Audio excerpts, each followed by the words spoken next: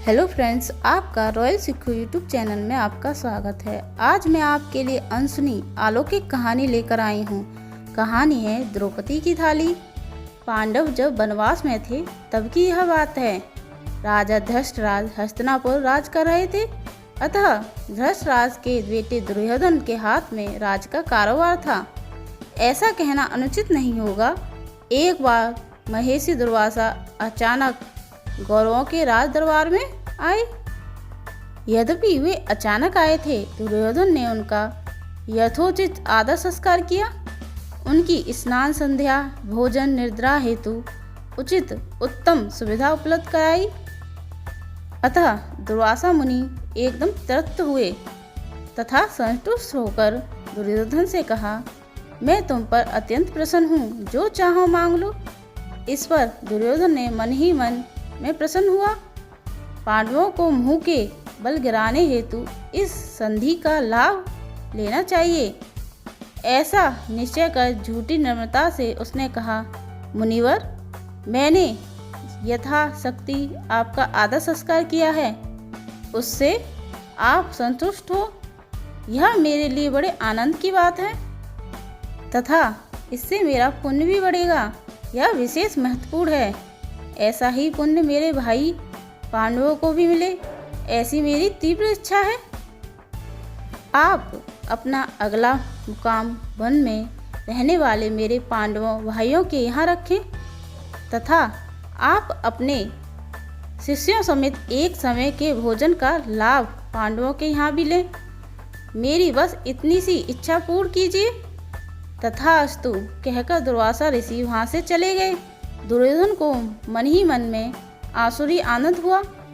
वनवास में रहने वाले द्रौपदी पांडव इतने लोगों का भोजन तथा आदर तिथि की व्यवस्था नहीं कर सकेंगे तथा उन्हें दुर्वासा ऋषि के बहुचर्चित क्रोध का ऐसा अनुभव होगा कि पांडवों को गर्वहरण होगा। दुर्योधन मन में ख्याली पुलाव पका रहा था। दूसरे दिन दुर्वासा ऋषि एवं उनके शिष्यगण जब तक पांडवों की पर्णकुटी पहुँचते तब तक दोपहर के भोजन का समय निकल गया था। वहां पहुंचते ही उन्होंने द्रौपदी से कहा, बेटी, भोजन का समय पहले ही निकल गया है, हम नदी पर जाकर स्नान संध्या करके आते हैं, तब तक तुम भोजन का प्रबंध करके रखो। इतना कहकर वे शिष्यगणों के साथ नदी पर गए। द्रौपदी कुछ बोल न सकी, किंतु वह बुरी तरह से डर गई थी। उनकी पर्णकुटी में अनाज का एक कण भी बाकी नहीं था। ऐसी स्थिति में शिष्यों के साथ आए दुर्वासा ऋषि की भोजन व्यवस्था कैसे करूं, इसकी चिंता में उसे सताने लगी। अतः उसने भगवान श्री कृष्ण का ध्यान करके पुकारा। इस संकट से बाहर आने हेतु बस श्री कृष्ण ही अपनी सहायता कर सकते हैं, यह बात वह जानती थी। आश्चर्य की बात है, साक्षात भगवान श्री कृष्ण वहाँ प्रकट हुए तथा उन्होंने द्रौपदी से भोजन की ही मांग की। यह सुनकर विवश हुई द्रौपदी ने उन्हें सत्य परिस्थिति बताई। कृष्ण ने कहा, घर में जो भी होगा ले आओ। द्रौपदी ने घर भर में ढूंढा, किंतु उसे कुछ नहीं मिला। एक थाली में साग का एक छोटा सा पत्ता चिपका हुआ उसे दिखाई दिया। उसने वहीं श्री कृष्ण को खाने को दिया। श्री कृष्ण ने वह खाया और उनका पेट भरने से वह तृप्त हो गए। इतना तृप्त हुए कि उन्होंने तृप्ति से डकार दिया। इसी क्षण स्नान हेतु गए दुर्वासा ऋषि एवं उनके शिष्यगणों को भी लगा जैसे उनका पेट भर गया है तथा वे डकारने लगे। अतः पांडवों के यहाँ वापस आने का विचार छोड़कर वे आगे यात्रा पर निकल गए। द्रौपदी ने कृष्ण परमात्मा की सहायता से संकट पर मात दे दी। आज भी कोई गृहिणी घर में साधन सामग्री की कमी होते हुए भी अतिथि को प्रसन्न मुख आदर करती है, इन्हें इष्ट भोजन से तृप्त कराती है, तो उसके पास द्रौपदी की थाली है, ऐसा कहा जाता है। भाग 2, भक्त वत्सल्य भगवान श्री कृष्ण। यह बात महाभारत के युद्ध के समय की है। कुरुक्षेत्र को विशाल सेनाओं के आने जाने की सुविधा के लिए तैयार किया जा रहा था। बड़े हाथी पेड़ों को उखाड़ने और जमीन साफ करने के काम में लगाए गए थे। उसमें से एक पेड़ पर एक चिड़िया का घोंसला था, जिसमें वह चिड़िया अपने 4 बच्चों के साथ रहती थी। जब उस पेड़ को हाथी ने उखाड़ा तो उस छोटी सी चिड़िया का घोंसला जमीन पर गिर गया। चिड़िया डर गई कि उसके बच्चों को कुछ हुआ तो नहीं, परंतु आश्चर्य की बात है कि उसके बच्चे अनहोनी से बच गए थे, परंतु अभी बहुत छोटे होने के कारण वह उड़ नहीं पा रहे थे। दुर्लभ और भयभीत चिड़िया सहायता के लिए इधर उधर देखने लगी। तभी उसे श्री कृष्ण अर्जुन के साथ आते हुए दिखाई दिए। वे दोनों युद्ध के मैदान की जांच करने और युद्ध के आरंभ से पहले जीतने की रणनीति बनाने के लिए वहां पर पहुंचे थे। उसने कृष्ण के रथ तक पहुंचने के लिए अपने छोटे पंख फड़फड़ाए और किसी प्रकार भगवान श्री कृष्ण जी के पास पहुंची। हे माधव, मेरे बच्चों को बचाएं। कल लड़ाई शुरू होने पर उनका क्या होगा? सर्वव्यापी भगवान बोले, मैं तुम्हारी बात सुन रहा हूँ, परंतु काल चक्र पर किसी का वश नहीं है। मैं प्रकृति के कानून में कोई हस्तक्षेप नहीं कर सकता। यह सुनकर चिड़िया ने कहा, हे भगवान, आप मेरे उद्धारकर्ता हैं। मैंने अपने बच्चों का भाग्य आपके हाथों में सौंप दिया है। अब आप सोचें उनके साथ क्या करना है। चिड़िया ने विश्वास और श्रद्धा के साथ कहा, प्रभु, आप कैसे और क्या करते हैं यह मैं नहीं जान सकती, परंतु इतना जानती हूँ कि आप स्वयं काल के नियता हैं।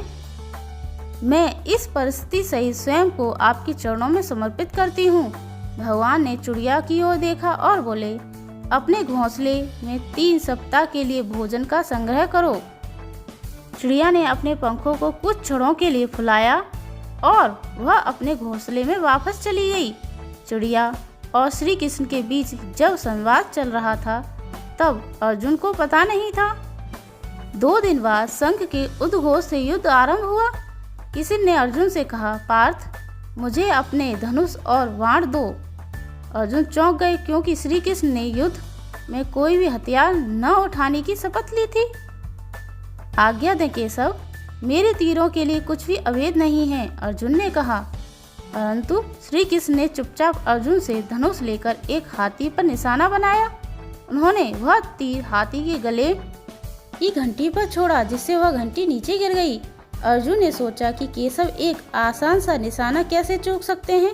उसने पूछा, क्या मैं प्रयास करूं? श्री कृष्ण ने अर्जुन को धनुष वापस देकर कहा कि कुछ और करना आवश्यक नहीं। परंतु जिज्ञासी अर्जुन ने पूछा, केशव, आपने हाथी को तीर क्यों मारा? वे बोले, क्योंकि इस हाथी ने उस पेड़ को गिराया था जिस पर चिड़िया का घोंसला था। सी चिड़िया और हाथी की भी गले की घंटी ही टूटी, यह कैसा दंड? अर्जुन ने पूछा। परंतु अर्जुन का प्रश्न टालकर श्री कृष्ण ने उन्हें शंख फूंकने का निर्देश दिया। युद्ध शुरू हुआ। अगले 18 दिनों के युद्ध में पांडवों की जीत हुई। जीत के बाद पुनः एक बार श्री कृष्ण अर्जुन को अपने साथ उसी क्षेत्र में भ्रमण करने के लिए ले गए। जंग का मैदान शवों से, बेजान सीढ़ियों और हाथियों से अटा पड़ा था। चलते चलते श्री कृष्ण एक निश्चित स्थान पर रुके और एक घंटी जो कि हाथी के गले में बांधी जाती है उसे देखकर विचार करने लगे। उन्होंने कहा, अर्जुन, क्या आप मेरे लिए यह घंटी उठाएंगे और दूसरी ओर रख देंगे? अर्जुन के समझ में नहीं आया कि इतने विशाल मैदान में श्री कृष्ण जी केवल उस धातु के टुकड़े को रास्ते से हटाने के लिए क्यों कहेंगे। हाँ, यही घंटी, श्री कृष्ण जी ने दोहराया। यह वही घंटी है जो हाथी की गर्दन पर थी और जिस पर मैंने तीर मारा था। यह सुनते ही अर्जुन तुरंत वह भारी घंटी उठाने के लिए नीचे झुक गए। ऐसे ही उन्होंने उसे उठाया। 4 युवा पक्षी और उसके बाद एक चिड़िया उस घंटी के नीचे निकले। बाहर निकलकर वह माँ और बच्चे श्री कृष्ण के इर्द गिर्द मर्डाने लगे और बड़े आनंद से उनकी परिक्रमा करने लगे। 18 दिन पहले हाथी के गले से काटी गई एक घंटी ने चिड़ियों के पूरे परिवार की रक्षा की। मुझे क्षमा करें हे कृष्ण, अर्जुन ने कहा। आप जगपालक हैं, यह तो मैं भूल ही गया था। भगवान ने हाथी के गले की घंटी गिराकर उस चिड़िया को उसके बच्चों के साथ रहने का स्थान बनाकर दिया था। इसलिए भगवान ने उस चिड़ियों को 3 सप्ताह का अन्न इकट्ठा करने को कहा था, ताकि उसे कहीं बाहर जाना न पड़े। तो सच्ची श्रद्धा रखने वाले प्रत्येक भक्त की भगवान कैसे रक्षा करते हैं, यह आपने देखा ना। भगवान श्री कृष्ण की कृपा। केरल के गुरुवायूर में भगवान श्री कृष्ण का मंदिर बहुत लोकप्रिय है और हजारों भक्त इस मंदिर में नियमित रूप से दर्शन के लिए आते हैं। भगवान श्री कृष्ण का एक बहुत धनवान भक्त था, परंतु वह पैरों से अत्यधिक पीड़ा होने के कारण चल नहीं पाता था। उसे एक स्थान से दूसरे स्थान पर जाने के लिए उठाकर ले जाना पड़ता था। धनवान होने के कारण उसने अपने सभी कार्य के लिए सेवक रखे हुए थे। भगवान के इस भक्त ने गुरुवायूर के मंदिर में अपनी पीड़ा से मुक्ति पाने के लिए 41 दिनों तक पूजा का संकल्प किया। उसकी श्रद्धा थी कि इस प्रकार पूजा करने से भगवान श्री कृष्ण उसे पीड़ा मुक्त कर देंगे। 41 दिनों तक की उसकी पूजा के लिए हर सुबह उसके सेवक नहाने के लिए मंदिर के तालाब तक उसे उठाकर ले जाते थे। उसने इस प्रकार अपनी पूजा के 40 दिन पूर्ण कर लिए थे, परंतु उसकी पीड़ा में कोई सुधार नहीं हो रहा था। उसी ग्राम में भगवान श्री कृष्ण का एक और बहुत गरीब भक्त था और उसी मंदिर में वह अपनी पुत्री के विवाह के लिए पूर्ण श्रद्धा से प्रार्थना कर रहा था। उसकी पुत्री का विवाह तय हो चुका था, परंतु उसके पास सोने के आभूषण खरीदने और विवाह का प्रबंध करने के लिए धन नहीं था। इस भक्त की भी पूर्ण श्रद्धा थी कि भगवान उसके लिए धन कहीं न कहीं से व्यवस्था कर देंगे, अड़चन को भी दूर अवश्य कर देंगे। इस भक्त के स्वप्न में भगवान श्री कृष्ण आए और उसे अगले दिन सुबह में मंदिर के तालाब पर जाने का निर्देश दिया। भगवान ने भक्त को आदेश दिया कि उसे वहां सीढ़ियों पर एक छोटी सी थैली मिलेगी, जिसे लेकर वह पीछे देखे बिना भाग जाए। अगले दिन अमीर भक्त का पूजा का 41वां दिन था। अभी तक उसके पैरों की पीड़ा में कोई सुधार नहीं हुआ था, पर फिर भी भगवान श्री कृष्ण को अर्पण करने के लिए वह एक छोटी थैली में सोने के सिक्के लेकर आया था। स्नान के लिए जाने से पूर्व उसने थैली को मंदिर के तालाब की सीढ़ियों पर रख दिया। स्वप्न में भगवान के बताए अनुसार वह गरीब भक्त मंदिर के तालाब पर पहुंचा और सीढ़ियों पर उसे एक छोटी सी थैली रखी मिली। उसे उठाकर वह पीछे मुड़े बिना ही भाग गया वहां से। तभी धनवान भक्त ने देखा कि तालाब के किनारे पर उसने भगवान श्री कृष्ण को अर्पण करने के लिए जो थैली रखी थी, उसको एक व्यक्ति लेकर भाग रहा है।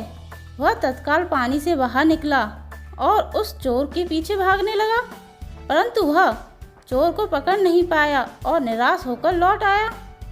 तभी अचानक उस धनवान भक्त के ध्यान में आया कि चोर को पकड़ने के लिए वह कैसे दौड़ गया, जबकि पहले तो उसे उठाकर ले जाना पड़ता था। इस चमत्कार के अनुभव से वह चकित होकर खड़ा का खड़ा ही रह गया। उसे अत्यंत आनंद हुआ। वह अपने पैरों पर चलने के लिए सक्षम हो गया था तथा उसे अपनी पीड़ा से मुक्ति मिल गई थी।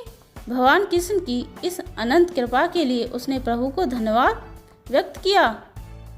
इस प्रकार 41वें दिन ईश्वर अपने दोनों भक्तों की श्रद्धा से प्रसन्न होकर उन्हें उदारता पूर्वक आशीर्वाद दिया तथा उनकी सारी अड़चनें दूर कर दी। धनवान भक्त को अपने पैरों की पीड़ा से मुक्ति मिली और गरीब भक्त को अपनी पुत्री के विवाह हेतु थैली में पर्याप्त सोने के सिक्के मिले। दोनों ने कृपालु भगवान श्री कृष्ण के चरणों में नमस्कार व्यक्त किया। इस कहानी से हमें क्या सीखने को मिला? ईश्वर ने दोनों भक्तों को आशीर्वाद दिया और उनकी भक्ति से प्रसन्न होकर उनकी मनोकामना पूर्ण की। धनवान भक्तजन विभिन्न परिजनों के लिए धन अर्पण करते हैं, जबकि गरीब भक्तजन इन परिजनों को सफल बनाने के लिए निस्वार्थ सेवा करते हैं। भगवान के तरीके भिन्न हैं, परंतु वे हर उससे प्रेम करते हैं जो उनके प्रति निष्ठावान होता है। राधे राधे, राधे राधे। आपको हमारी कहानी कैसी लगी कमेंट करके बताएं और ऐसी ही अलौकिक कहानी सुनने के लिए मेरे चैनल को सब्सक्राइब करें। Thank you.